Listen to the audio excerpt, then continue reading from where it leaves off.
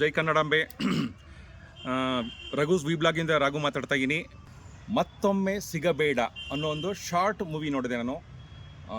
ಆ ವಿಡಿಯೋ ಬಗ್ಗೆ ಒಂದೆರಡು ಮಾತುಗಳಲ್ಲಿ ಮಾತಾಡಬೇಕು ಅಂತ ಅನ್ನಿಸ್ತಾ ಇದೆ, ಹಾಗಾಗಿ ಅದರ ಬಗ್ಗೆ ಹೇಳ್ತಾ ಇದ್ದೀನಿ. ಮೊದಲನೇದಾಗಿ ಆ ವಿಡಿಯೋನ ಡೈರೆಕ್ಟ್ ಮಾಡಿದಂಥ ಮಧು ಕಲಾಲೆ ಅವರಿಗೆ ಹ್ಯಾಟ್ಸ್ ಆಫ್. ಅದು ಕಿರುಚಿತ್ರ, ಬರೀ 5 ನಿಮಿಷ ಇದೆ. ಆ ಚಿತ್ರದಲ್ಲಿ ಭಾಳ ಒಂದು ಇಳಿಯ ವಯಸ್ಕರಿಂದ ಹಿಡಿದು ಮಧ್ಯ ವಯಸ್ಕರಿಗೆ ಹೋಗಿ ಅದು ಮೆಚ್ಯೂರ್ಡ್ ಆಗಿ ಒಂದು ಡೈರೆಕ್ಷನ್ ಮಾಡಿದ್ದಾರೆ. ಅಂದರೆ ಅದರಲ್ಲಿ ಅದ್ಭುತವಾದ ಒಂದು ಮೆಸೇಜ್ ಇದೆ. ಮತ್ತೊಮ್ಮೆ ಸಿಗಬೇಡ ಅನ್ನೋದು ಪ್ರತಿಯೊಬ್ಬ ಪ್ರೇಮಿಗಳು ನೋಡಬೇಕಾಗುತ್ತೆ. ಯಾಕಂದರೆ ಆ ಶಾರ್ಟ್ ವಿಡಿಯೋದಲ್ಲಿ ಬಹಳ ವಿಶೇಷವಾಗಿ ಹುಡುಗ ಅಥವಾ ಹುಡುಗಿ ಹೇಗೆ ಬಿಹೇವ್ ಮಾಡಬೇಕು, ಹೇಗೆ ನಡ್ಕೋಬೇಕು, ಆದರೆ ಎಲ್ಲೂ ಆ ಬ್ರೇಕಪ್ ಆದಾಗ ಆ ರಿಲೇಷನ್ಶಿಪ್ನ ಬಿಟ್ಕೊಡ್ಬಾರ್ದು. ಆ ಬ್ರೇಕಪ್ ಆದರೂ ಕೂಡ ಅದೇ ಆತ್ಮೀಯತೆಯಿಂದ ಅವ್ರು ಫ್ರೆಂಡ್ ಆಗಿ ಹೇಗಿರ್ಬೋದು ಅಂತ ಭಾಳ ಒಳ್ಳೆ ಮೆಸೇಜ್ ಕೊಟ್ಟಿದ್ದಾರೆ. ಅದು ನಂಗೆ ಭಾಳ ಇಷ್ಟ ಆಯಿತು ಆ ಶಾರ್ಟ್ ಮೂವಿಯಲ್ಲಿ. ಇಡೀ ತಂಡಕ್ಕೆ ನಾನು ಕೃತಜ್ಞತೆ ಅರ್ಪಿಸ್ತೀನಿ.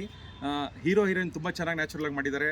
ಕ್ಯಾಮ್ರಾ ವರ್ಕ್ ಅಂತೂ ಅದ್ಭುತ. ಸ್ಟಾರ್ಟಿಂಗಲ್ಲಿ ಒಂದು ಸೀನ್ ಬರುತ್ತೆ, ಹೀರೋ ಒಂದು ಕಡಲೆಪುರಿ ತಿಂತಿರ್ತಾರೆ. ಆ ಸೀನಲ್ಲಿ ಟೊಮೊಟೊ ತೆಕ್ಕೊಡುವಂಥ ಒಂದು ಹೀರೋಯಿನ್ ಹೇಳ್ತಾಳೆ, ಆವಾಗ ಒಂದು ಕ್ಯಾಪ್ಚರೈಸೇಷನ್ ಇರ್ಬೋದು. ಅಥವಾ ಗಾಂಧಿ ಬಜಾರಲ್ಲಿ ಓಡಾಡ್ತಾ ಒಂದು ಶೂಟ್ ಮಾಡಿದ್ದಾರೆ, ಅಲ್ಲೊಂದು ಪಿ ಸೌಂಡ್ ಬರುತ್ತೆ. ಎಷ್ಟು ನ್ಯಾಚುರಲ್ ಆಗಿದೆ ಅಂದರೆ ಆ ಸೌಂಡ್ನ, ಇಟ್ಸ್ ಅ ವಂಡರ್ಫುಲ್. ಈ ಥರ ಒಂದು ಕಿರುಚಿತ್ರಗಳು ಬರ್ತಾ ಇರಬೇಕು. ಕನ್ನಡಿಗರಿಗೆ ಖುಷಿ ಕೊಡುತ್ತೆ, ಒಳ್ಳೆ ಮೆಸೇಜ್ ಇದೆ. ಯಂಗ್ಸ್ಟರ್ಸ್ ನೋಡಿದ್ರೆ ಅದರಲ್ಲಿ ಒಂದು ಮೆಚುರಿಟಿ ಆಗಿರತಕ್ಕಂಥ ಒಂದು ವಿಶೇಷ ಸಬ್ಜೆಕ್ಟ್ ಇರೋದ್ರಿಂದ ಅದು ಎಲ್ಲೋ ಒಂದು ಕಲಿತಾರೆ ಅಂತ ಅನ್ನಿಸ್ತು.